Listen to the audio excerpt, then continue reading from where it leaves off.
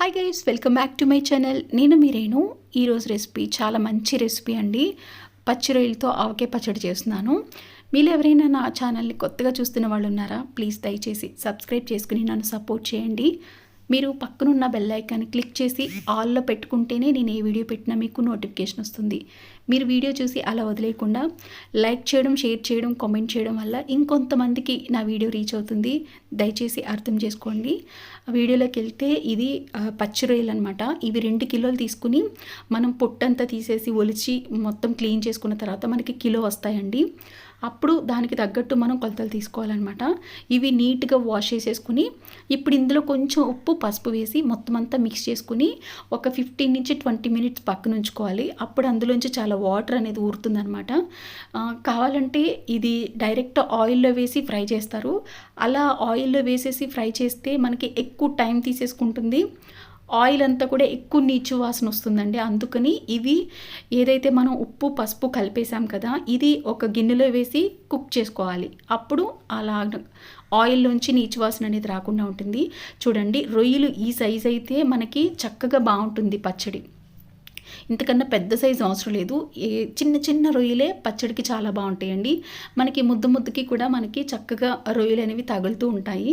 Taste చాలా బాగుంటుంది అనమాట. మరి గట్టిగా ఉండకుండా పచ్చడి చాలా బాగుంటుంది. చూడండి, ఇలాగా 15 మినిట్స్ అయిన తర్వాత నేను కుక్ చేసుకుంటున్నా. ఒక గిన్నెలోకి వేసుకుని మనం హై ఫ్లేమ్లోనే కుక్ చేసుకోవాలి. చూడండి, ఎంత వాటర్ వస్తుందో ఇలా వాటర్ రావాలన్నమాట. ఇలా వాటర్ వస్తేనే మనకి మనం ఆయిల్లో ఫ్రై చేసినప్పుడు ఆయిల్ అనేది నీచు వాసన లేకుండా ఉంటుంది. చూడండి, ఇలాగ మనం హై ఫ్లేమ్లో పెట్టుకుని ఒక 15 మినిట్స్ అయినా మనం ఇది కుక్ చేసుకోవాలి. ఒక 15 మినిట్స్ కుక్ చేసుకున్న తర్వాత మొత్తం ఏదైతే వాటర్ ఉందో ఆ వాటర్ అంతా కూడా డ్రై అయిపోవాలి. అప్పుడు మనం ఆయిల్ హీట్ చేసుకుని ఆయిల్లో ఫ్రై చేసుకుంటే మనకి పచ్చడి చాలా మంచి మసాలాలు స్మెల్ తోటి చాలా బాగుంటుంది అనమాట. ఎక్కడ నీచు స్మెల్ అనేది ఉండదు. చూడండి, ఇలా ఎగిరిపోవాలన్నమాట. ఇలా ఎగిరిపోయిన రొయ్యలకి మనం చల్లారుతూ ఉంటాయి. ఈలోపు మసాలా చేసుకుందాం. మసాలా వచ్చేసి ఒక 8 ఇలాచీ వేసుకోవాలి, ఒక 20 లవంగాలు వేసుకోవాలి, ఒక 20 గ్రాముల జీలకర్ర వేసుకోవాలి, ఒక 50 గ్రాములు ధనియాలు వేసుకోవాలి, ఒక 4 ఇంచుల చెక్క వేసుకోవాలి. పట్టా అంటాం కదా, అదే అనమాట. ఎక్కువ మసాలాలు వేయొద్దండి, ఓవర్ స్పైసీ అయిపోతుంది. మనం పచ్చడిని ఎంజాయ్ చేయలేమన్నమాట. ఇలా తక్కువ మసాలాలు వేసుకుని మనం కారం వేసుకుంటాం కదా, మనకి అల్లం వెల్లుల్లి పేస్ట్ వేసుకుంటాము కాబట్టి మనకి మసాలాలు ఇంత సరిపోతుంది. ఇంతకన్నా ఎక్కువ వేయొద్దు. ఇది 4 ఇంచులు అంటే ఇది ఏదైతే పట్టా ఉందో ఇలా రౌండ్గా ఉంది కదా, అందుకుని 2 ముక్కలుగా చేసి వేశాను. అది 4 ఇంచులు ఉంటుందండి మనకి పట్ట అయితే. అది చాలా బాగా మనకి సరిపోతుంది మసాలా.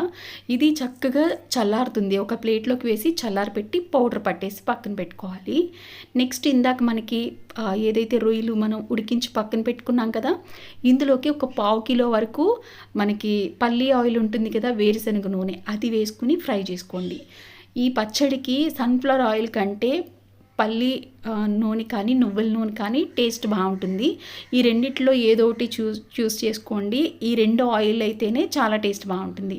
చూడండి, ఇలాగ మనం అన్నీ వేసేసుకుని రొయ్యలన్నీ ఒకటేసారి వేసేసుకుని ఇలా కాస్త కలర్ వచ్చేంత వరకు ఫ్రై చేసుకోవాలి. ఇలా ఫ్రై చేసిన తర్వాత ఇందులో నిండుగా 1 స్పూన్ అల్లం వెల్లుల్లి పేస్ట్ వేసుకుంటే చాలు. మీరు ముందే వేసేస్తే మొత్తం ఆయిల్లో మొత్తం ఫ్రై అయిపోతుందండి, స్మెల్ పోతుంది అనమాట. అందుకని రొయ్యలన్నీ ఫ్రై అయిపోయిన తర్వాత అప్పుడు అల్లం వెల్లుల్లి పేస్ట్ వేసుకోండి. ఆ స్మెల్ చాలా బాగుంటుంది. చూడండి, ఇందులో వేసేసి చక్కగా కలిపేయండి. కలిపేసి జస్ట్ ఒక 3 నుంచి 4 మినిట్స్ లోపే మనకి ఇది పచ్చివాసన అంతా పోతుంది.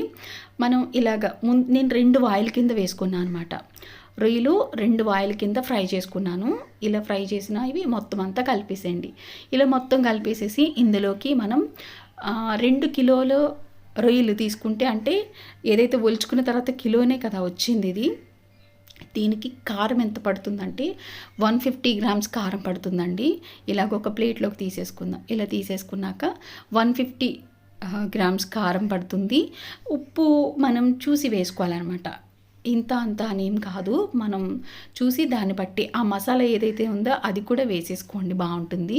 కొన్ని ఆ మిగిలిన ఆయిల్లో కొన్ని ఆవాలు, కొన్ని ఎండుమిర్చి, కాస్త కరివేపాకు వేసి చక్కగా చిటపట్లాడిన తర్వాత మనకి అది ఏదైతే ఇంగు ఉంటుంది కదా, అసలు ఈ పచ్చళ్ళకి ఇంగువ చాలా మంచి ఫ్లేవర్ బాగుంటుందండి. నాన్ వెజ్ పచ్చళ్ళలో వెల్లుల్లి అయితే బాగా దంచుకోండి, అంటే మెత్తగా పేస్ట్ లాగా కాదు, కచ్చా పచ్చగా దంచుకుని వేసుకుని ఫ్రై చేసుకోవాలి.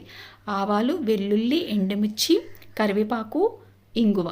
నాన్ వెజ్ పచ్చళ్ళలో ఇంగువ వేస్తే టేస్ట్ చాలా బాగుంటుంది. ఒకసారి మీరు ట్రై చేయండి.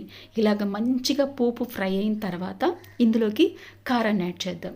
కారం ఇందాక నేను చెప్పాను కదా, 150 గ్రామ్స్ అయితే మనకి ఈ రొయ్యలకి ఇంత క్వాంటిటీ సరిపోతుంది. 150 గ్రామ్స్ అంటే మీకు ఒకవేళ ఇలా తెలియట్లేదు అనుకుంటే టీ కప్పు ఉంటుంది కదండి, టీ కప్పు నిండుగా వేసేసుకుంటే సరిపోతుంది.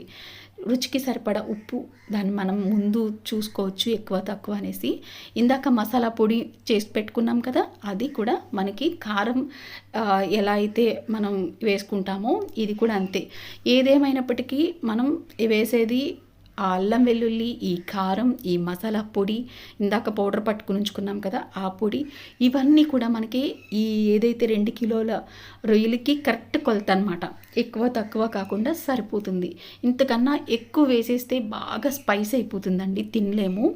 చూడండి, ఇప్పుడు మనం ఏదైతే కారం, మసాలా పొడి, అన్ని ఉప్పు వేసేసుకొని కలుపుకోండి. ఇంకొంచెం ఆయిల్ వేసుకుని కలుపుకోండి. మనకి ఇదంతా మనకి బాగా ఈ గ్రేవీ మనకి కలవాలి కాబట్టి ఆయిల్ కాస్త పడుతుంది.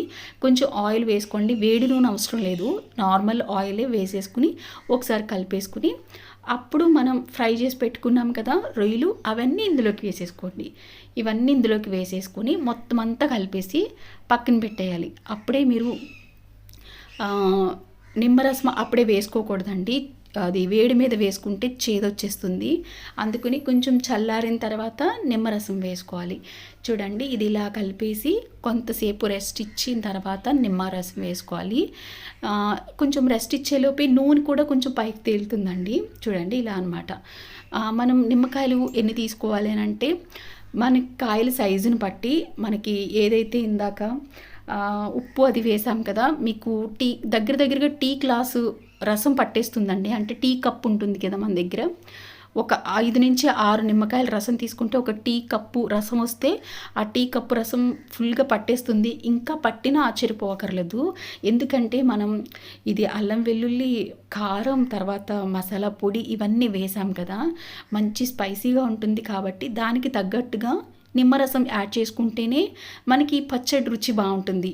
మీరు నిమ్మరసం తక్కువగా యాడ్ చేశారంటే ఒకలాంటి ఘాట్ అయిపోతుందండి, తింటున్నప్పుడు మనకి దగ్గొచ్చేస్తుంది అనమాట ఆ స్పైసీకి. అందుకని మీరు ఎప్పుడు నిమ్మరసం కొంచెం ఎక్కువనే వేసుకోవచ్చు. చూడండి, నిన్న చూసాం కదా, ఇది మరుసటి రోజు అనమాట. నిన్న ఒకలాగా ఉంది దీని పచ్చడి. చూడండి, ఈరోజు చూడండి ఎలాగ అయిపోయిందో, కొంచెం గట్టిగా అయిపోయింది. అంటే ఆ నిమ్మరసం అవన్నీ ఊరిపోయి మొత్తం పట్టేసింది అనమాట. నేను టేస్ట్ చేశానండి, నాకు ఇంకా కొంచెం పులుపు సరిపోలేదు, ఉప్పు సరిపోలేదు అనమాట. అందుకని ఇంకొక నిమ్మకాయ, కొంచెం పెద్ద సైజు ఉన్న నిమ్మకాయ పిండేసి ఆ రసం తర్వాత ఇంకొంచెం ఉప్పు వేసుకొని కలుపుకోవచ్చు.